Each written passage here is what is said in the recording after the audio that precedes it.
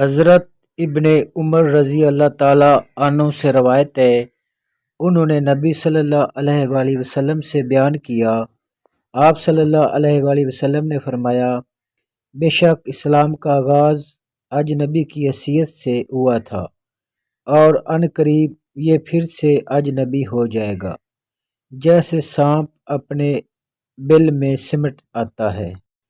حضرت شعبہ نے ابو حسین اور اشعث بن سلیم رضی اللہ تعالیٰ عنہ سے حدیث سنائی، ان دونوں نے اسود بن بلال سے سنا، وہ حضرت معاذ بن جبل رضی اللہ تعالیٰ عنہ سے یہ حدیث بیان کرتے تھے کہ انہوں نے کہا، رسول اللہ صلی اللہ علیہ وآلہ وسلم نے فرمایا، اے معاذ، کیا تم جانتے ہو بندوں پر اللہ کا کیا حق ہے؟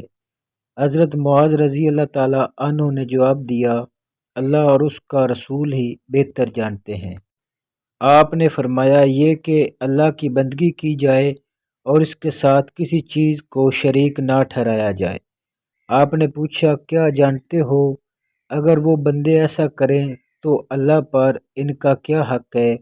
میں نے جواب دیا، اللہ اور اس کا رسول ہی بہتر جانتے ہیں۔ آپ نے فرمایا، یہ کہ وہ انہیں عذاب نہ دے۔ رسول اللہ صلی اللہ علیہ وآلہ وسلم نے فرمایا، جس نے یقین کے ساتھ لا الہ الا اللہ کہا، وہ جنت میں ضرور داخل ہوگا۔